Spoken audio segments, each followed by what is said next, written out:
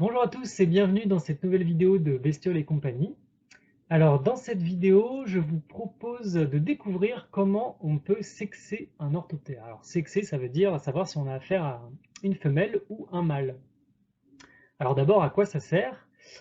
Eh bien, c'est souvent en fait très utile pour l'identification de l'espèce à laquelle on a affaire, parce que les critères qui vont servir à déterminer, les critères de détermination justement, euh, sont différents en fait en fonction du sexe.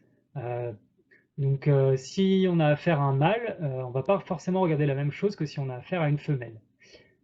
Donc c'est important de savoir quel sexe on a en face de nous. Ça permet également d'avoir une information parfois intéressante, notamment pour les espèces où la femelle ne vole pas, où elle a des ailes peu développées. Et donc, observer une femelle sur un endroit va nous permettre de penser que l'espèce se développe vraiment à cet endroit-là. Alors que quand c'est un mâle qui, lui, a souvent des ailes plus développées, euh, on n'est pas certain en observant un individu, un endroit, qui s'est développé à cet endroit-là. Donc voilà à quoi ça sert pour commencer.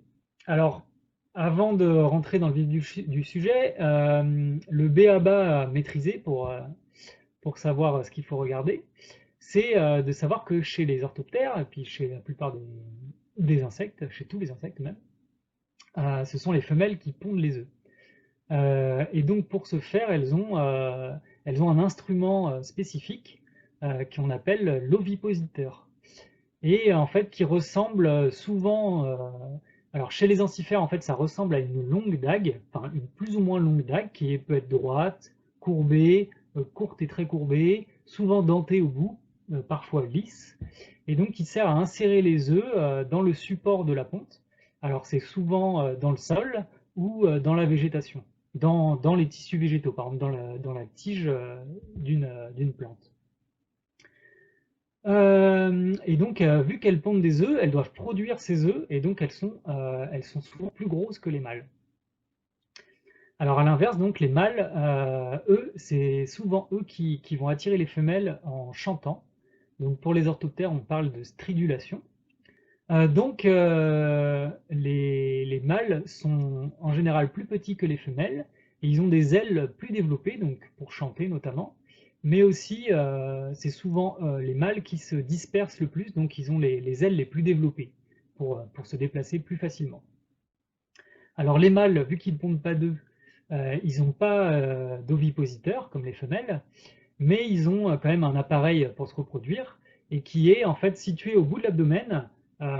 C'est un petit capuchon en fait. Le pénis est caché sous un petit capuchon, donc qui a souvent une forme de téton lisse qui peut s'ouvrir comme ça et à l'intérieur il y a le pénis. Euh, et donc aussi on peut remarquer que chez les mâles les cerques, donc les cerques c'est les crochets qu'on a au bout de l'abdomen et qui servent à saisir la femelle notamment sont souvent assez développés, notamment chez les ancifères, plus développés en tout cas que chez les femelles. Donc maintenant qu'on sait tout ça, et ben on sait à peu près ce qu'il faut regarder pour savoir si on a affaire à un mâle ou une femelle.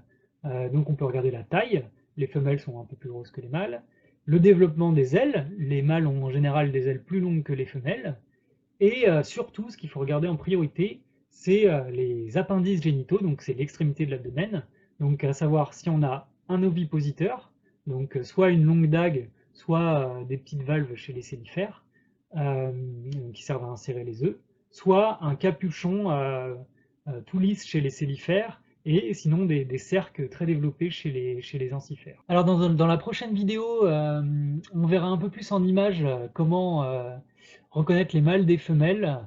Donc voilà, je vous invite à passer à la prochaine vidéo.